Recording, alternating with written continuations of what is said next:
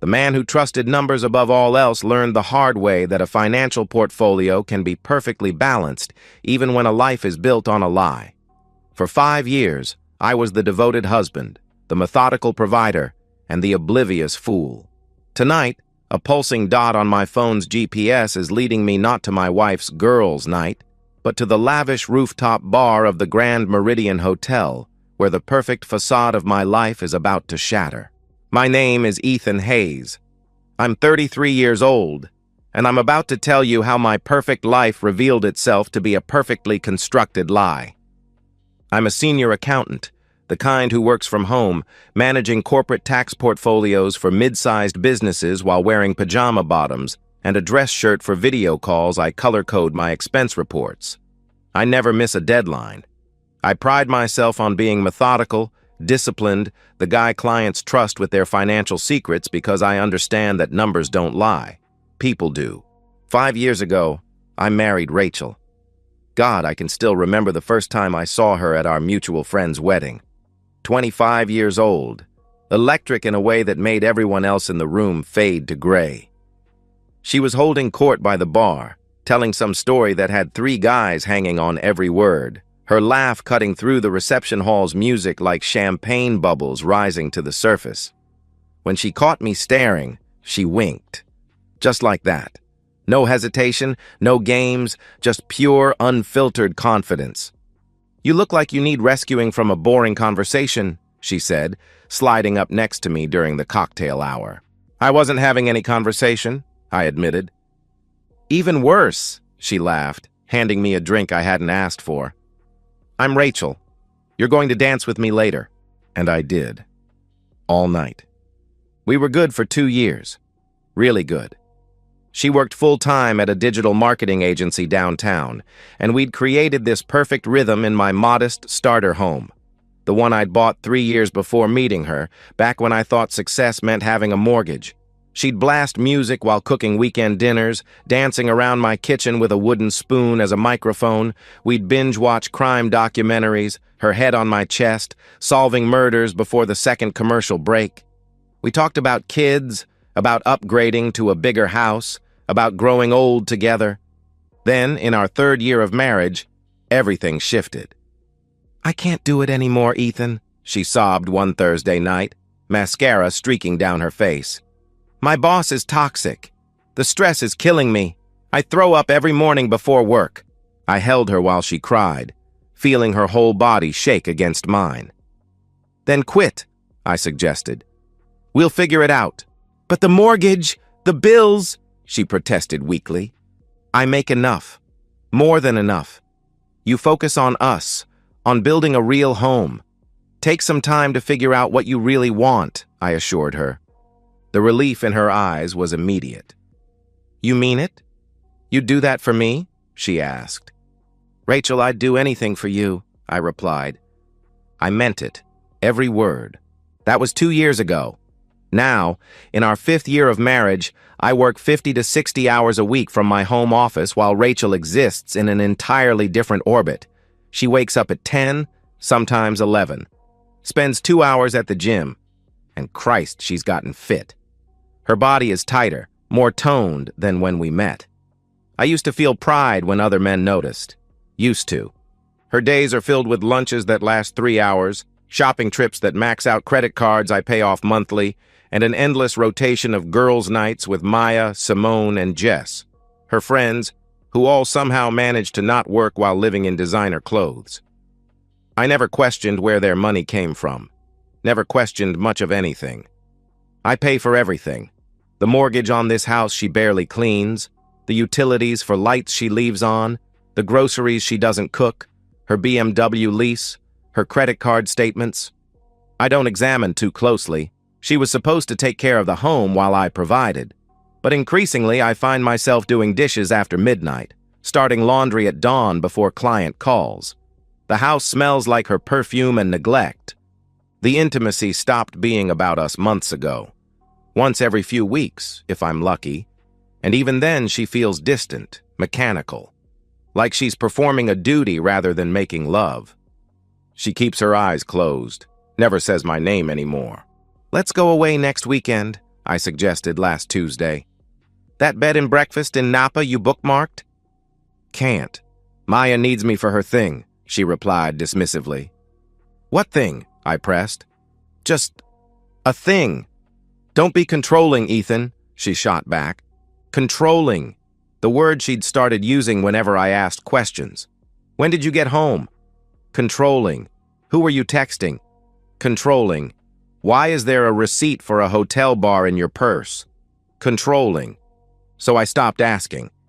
But the feeling in my gut, that cold twist that wakes me at 3 a.m., that never stopped.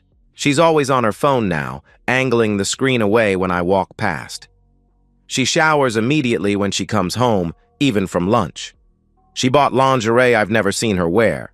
Her phone buzzes at midnight, and she claims it's Jess having another crisis. I tell myself I'm overthinking. Marriage requires trust. Rachel chose me, married me. She's just finding herself with all this free time. The yoga classes, the new wardrobe, the mysterious appointments she's vague about. It's all self-improvement, right? Right? Thursday night, she kissed me goodbye at the door. Quick, perfunctory, her lips barely grazing mine. Girls' night at Maya's, she announced, already halfway out. Don't wait up. Text me when you get there, I called after her. Drive safe. Always do, babe, she replied carelessly. Babe. When did I become babe instead of Ethan? When did our goodbye kisses become obligations instead of promises? I settled into my home office to finish a quarterly report, the house eerily quiet, without even the pretense of her presence. An hour later, my phone buzzed with a location notification. We'd shared our locations years ago, a safety thing, she'd said, in case something ever happened. Something was happening. The little dot that was supposed to be my wife wasn't at Maya's suburban house in Pleasanton. It was downtown, pulsing steadily at the Grand Meridian Hotel. I stared at that dot for 5 minutes, watching it stay perfectly still. My hands started shaking. Why would she lie? What possible reason could she have for being at a hotel? The quarterly report sat unfinished on my screen, numbers blurring as my vision tunneled to that single damning dot on the map. I tried to rationalize it the entire drive downtown. Maya's birthday was next week. Maybe they'd decided to celebrate at the hotel's famous rooftop bar instead. Maybe Rachel forgot to mention the change of plans. Maybe her phone's GPS was glitching. Maybe. My hands gripped the steering wheel so tight my knuckles went white. 20 minutes through Thursday night traffic, every red light an eternity, every rational thought fighting against the sick certainty spreading through my chest. The Grand Meridian's glass tower reflected the city lights like accusations I wasn't ready to face. I parked 3 blocks away, didn't want her to spot my car if she happened to leave. The walk felt both endless and too quick, my footsteps echoing against concrete, matching my hammering heartbeat. The hotel lobby was all marble and modern art, the kind of place that charges $30 for a martini and makes you feel underdressed in anything less than Armani. The elevator to the 24th floor took 43 seconds. I counted every one. The doors opened to Eden, or hell, depending on your perspective. The rooftop bar throbbed with bass-heavy music and amber lighting that made everyone look like they were filmed through honey young professionals clustered around high-top tables, gesturing with cocktails that cost more than most people's hourly wage. The windows offered a panoramic view of the city, lights twinkling like fallen stars. I scanned the room methodically, the accountant in me cataloging faces, positions, exits, booth by booth, table by table until... There, corner booth, pressed against floor-to-ceiling windows. Rachel was straddling someone's lap, her dress hiked up to mid-thigh, her body moving in a rhythm I recognized but hadn't felt directed at me in months. The man beneath her, tall, athletic, with that carefully styled hair that screamed money, had his hands on her waist, her neck, pulling her deeper into a kiss that looked like they were trying to devour each other. My vision went red, then white, then crystal clear. I pulled out my phone, some primitive instinct overriding the shock. The record button felt like a trigger under my thumb. I captured everything. 30 seconds of her fingers in his hair, 15 seconds of his hand sliding higher up her thigh, 10 seconds of her throwing her head back in laughter at something he whispered. The kind of laugh she used to give me, back when I was enough. 1 minute? 2. They were so lost in each other they wouldn't have noticed if the building caught fire. I walked forward, each step deliberate, controlled. 3 feet away, close enough to smell her perfume, the one I bought her for Christmas, mixed with his cologne. "Hey, babe," I said, my voice cutting through their bubble. 2 words! That's all it took to shatter their world like I'd thrown a brick through the window. Rachel's head snapped up so fast, she might have given herself whiplash. The color drained from her face like someone pulled a plug, leaving her looking ghostly under the bar's amber lights. She scrambled off his lap, knocking over a martini glass in her panic. It shattered on the floor, gin pooling across the table like spilled secrets. "Ethan? What? Why are you here?" she stammered, her voice high with panic. The man looked irritated, confused, like I was interrupting something important. "Who the hell is this?" he demanded. I kept my voice deadly calm. "I'm her husband." You could have heard a pin drop in the sudden bubble of silence around us, even with the music still pounding. The man's jaw literally dropped, a cliché I'd never seen in real life until that moment. He looked at Rachel, then back at me, his face cycling through confusion, understanding, and panic. "You're married?" he shouted at her. "You told me you were divorced." I held up my phone, turned the screen toward them. The video played on repeat, their passionate embrace in perfect HD clarity. "Got everything on camera, Derek," I announced. I'd seen the name on her phone earlier that week, a text preview that popped up during dinner. "Can't wait to see you Thursday, Derek." She'd grabbed her phone so fast she knocked over her wine. Derek Lawson, I could tell from his reaction he was someone who mattered, someone with a reputation to protect, stood up, hands raised like I was pointing a gun at him instead of a phone. "Look, man, I had no idea," he started explaining frantically. "She said she was single. I swear I wouldn't—" I didn't let him finish. My fist connected with his jaw with 5 years of suppressed suspicions behind it. He stumbled backward, crashed into the booth, his expensive suit suddenly not providing much protection. I hit him again. Ribs, stomach, the soft spots that would hurt for weeks. He tried to block, but I was running on pure adrenaline and betrayal, a combination that made me feel invincible. He collapsed to the floor, curled up, groaning. Designer shoes scuffed, silk tie askew. Mr. Perfect reduced to a whimpering mess on sticky bar carpet. The entire rooftop had stopped to watch. Phones out, recording, some people actually cheering. I'd become their Thursday night entertainment, the cuckold husband getting his revenge in real time. Someone would definitely post this online within the hour. Rachel was screaming, "Stop! Please stop! Ethan, you're going to kill him!" she wailed. I turned to her, my knuckles bleeding, breathing hard. She was crying, black mascara creating rivers down her cheeks, reaching for me with hands that had just been all over another man. "Don't," I commanded, the single word sharp enough to cut. She froze. "Don't come home. Pack your stuff and leave." I walked out through the crowd that parted like the Red Sea, past the stunned bartenders, past the security guard who was just now realizing something had happened, into the elevator, down to the lobby, out into the cool night air that felt like the first clean breath I'd taken in months. In my car, hands still shaking, I forwarded the video to David Brennan, a divorce attorney I'd once worked with on a client's estate planning, ruthless, thorough, and expensive. Worth every penny. Subject line, emergency, need you tomorrow morning. I didn't go home. Couldn't face our bed, our kitchen, our life that was now just evidence of my stupidity.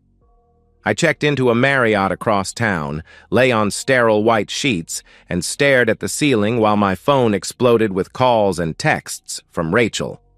17 missed calls, 6 voicemails I deleted without listening. Text after text. Please let me explain. It's not what you think. I love you. Ethan, please. I'm sorry. Please come home. At 2 a.m., David Brennan replied, "Saw the video. Don't delete anything. Don't talk to her. Come to my office at 8 a.m. We're going scorched earth." Scorched earth. I like the sound of that. Friday morning, 8 a.m. David Brennan's office occupied the entire top floor of a building that screamed success. Glass walls, chrome fixtures, a view that made you understand why his retainer started at $10,000. He was studying the video on his laptop when his assistant showed me in, replaying it with the clinical detachment of a surgeon examining a tumor. "This is a gift," he said without preamble. "Adultery, caught on video, in public. Multiple witnesses. You own the house outright, purchased before marriage. She has no job, no income, documented infidelity. We file for fault-based divorce, she gets nothing." "Nothing?" I repeated, the word tasting like vindication. "No alimony, no property settlement, nothing," he confirmed. "She quit her job 2 years ago, voluntary unemployment, no grounds for support, house is premarital property, she never contributed to mortgage or improvements. Clean break." I leaned forward. "I want her out. Today." David smiled, the kind of smile sharks probably have before feeding. He made a call, spoke in rapid legal terms, then hung up.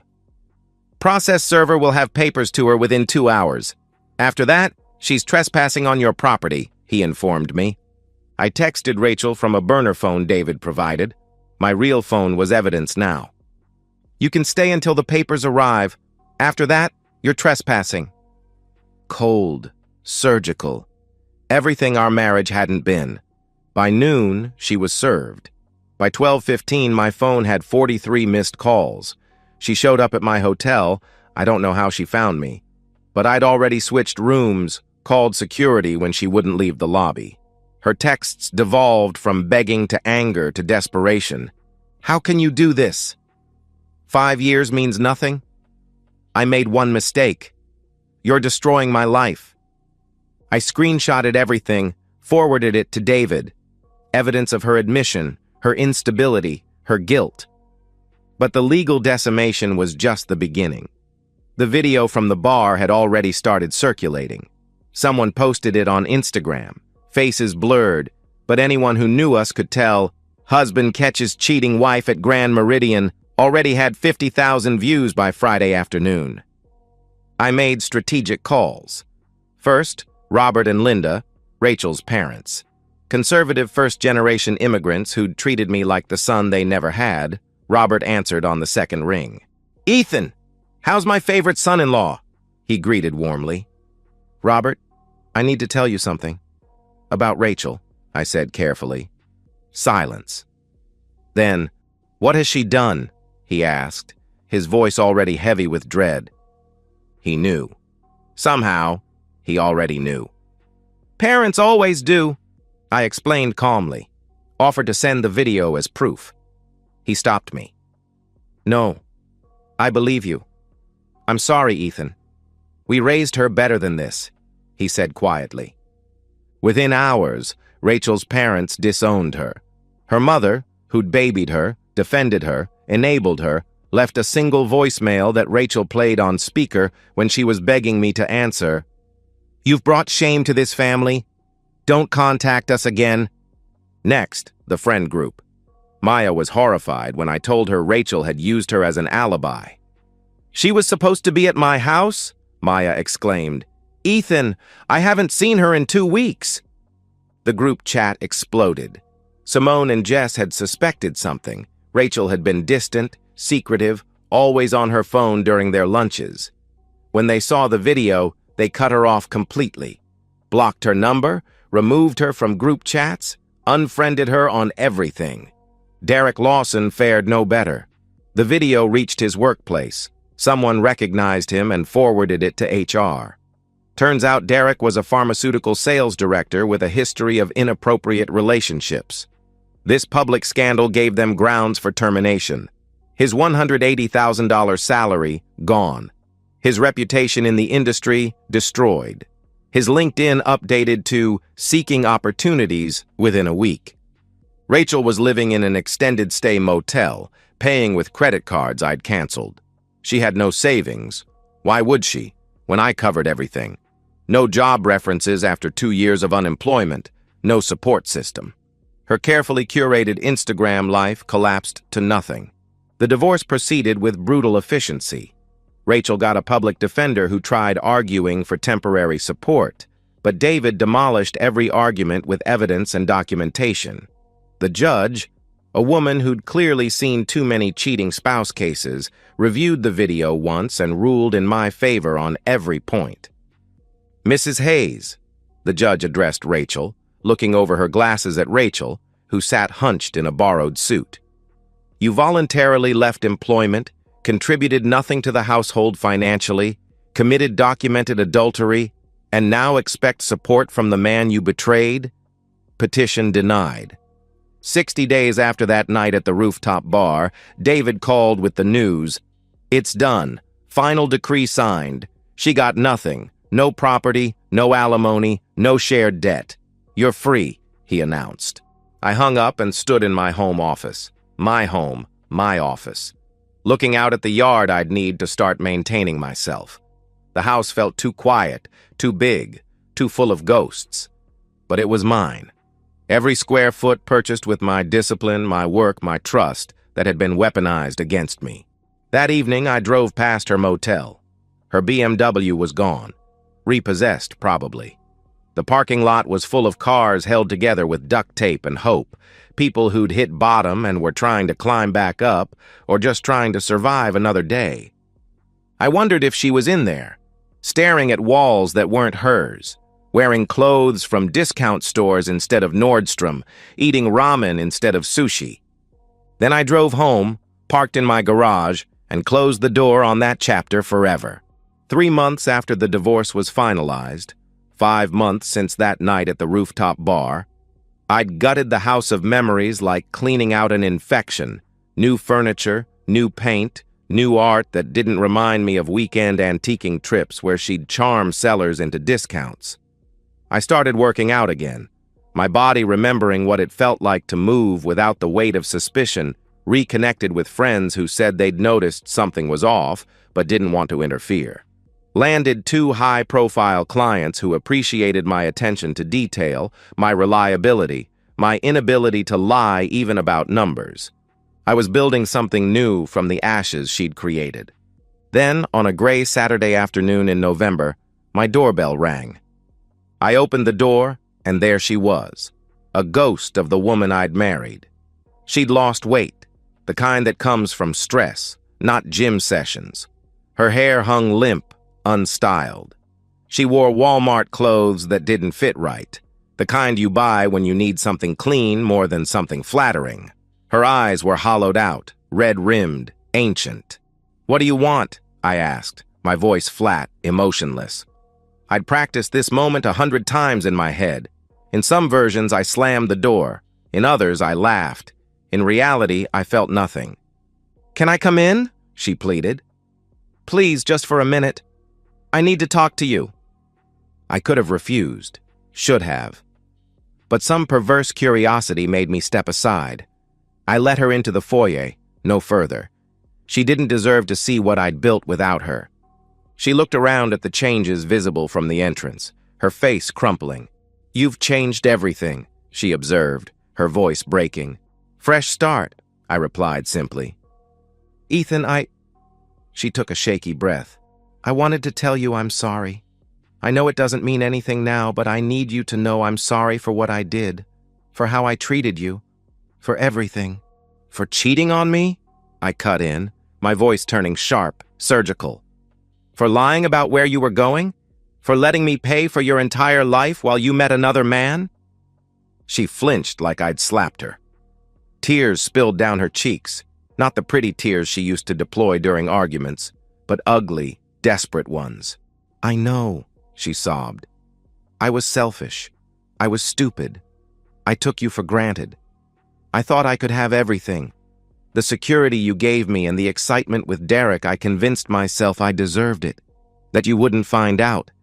That somehow it would all work out. That you could get away with it. I finished for her. Yes, she admitted, her voice breaking completely. And I'm paying for it. I've lost everything, Ethan. My parents won't speak to me. They told the rest of the family I'm dead to them. My friends want nothing to do with me. I'm working retail at a discount store for $14 an hour. I live in a studio apartment that smells like the last 10 tenants cooking. I can barely afford groceries. Derek blamed me for ruining his career, said I should have told him I was married. I studied her. This stranger wearing my ex-wife's face. Waited for something. Sympathy, satisfaction, anger. Nothing came. I'm not here to ask you to take me back, she continued quickly. I know that's impossible. I just needed you to know that I understand now what I had, what I threw away. You were good to me, Ethan. Better than I deserved. And I destroyed it because I was bored and entitled and thought the grass was greener. Why are you really here, Rachel? I pressed. She hesitated, then pulled out a folded paper. Rental application denial. Bad credit, no references, no cosigner. I'm being evicted, she confessed. I can't make rent anymore. No one will approve me for anything. I tried getting a loan, but I have nothing. No assets, no cosigner. I'm going to be homeless in 2 weeks. There it was. The real reason.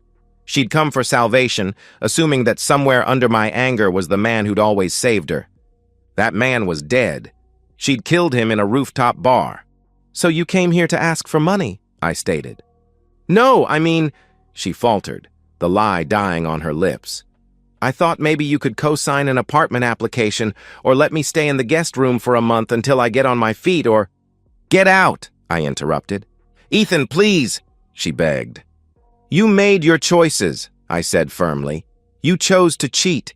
You chose to lie. You chose to throw away a marriage where you had everything because you wanted the thrill of sneaking around, and now you're facing the consequences. I'm not your safety net anymore. I have nowhere to go, she wailed. That's not my problem, I replied coldly.